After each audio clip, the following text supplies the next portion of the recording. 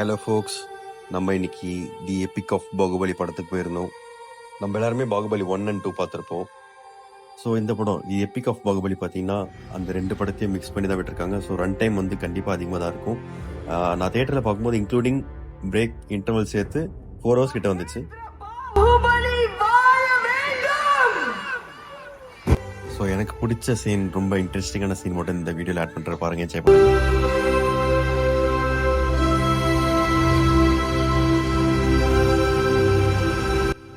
உங்களுக்கு இது ரீகேப் மாதிரி இருக்கும்.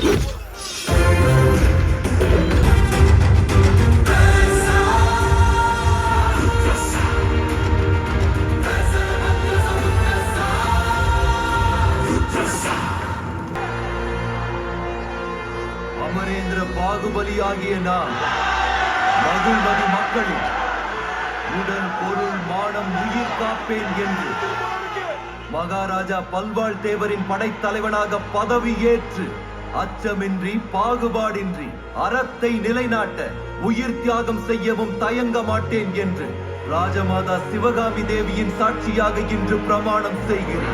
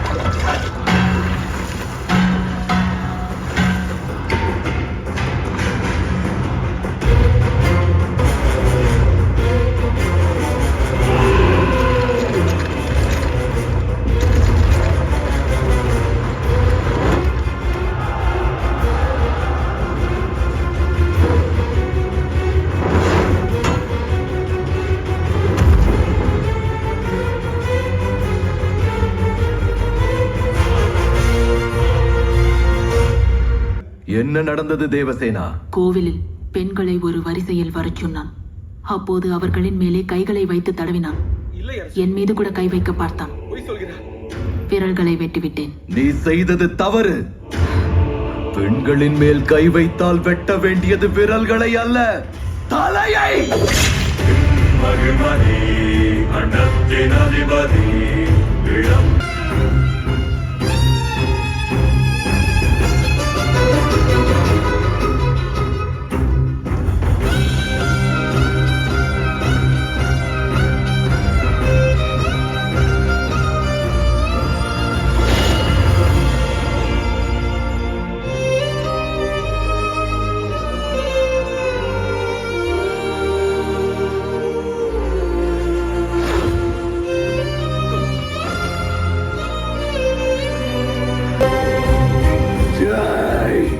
மகள் மதை.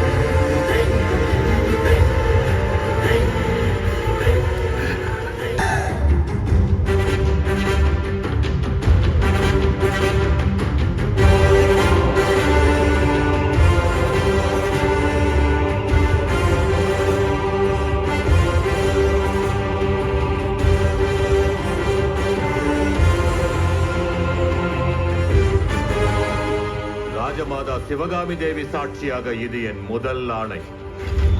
இந்த ராஜ்ஜியத்தில் நீதியும் நேர்மையும் கடைபிடித்து மெய்வருத்தி உழைக்கும் ஒவ்வொருவரும் தலை நிமிர்ந்து வாழ்வர். அவர்களுக்கு துன்பம் இழைக்க யார் நினைத்தாலும் சரி, அவர்கள் தலை அதள பாதாளத்தில் உருளும்.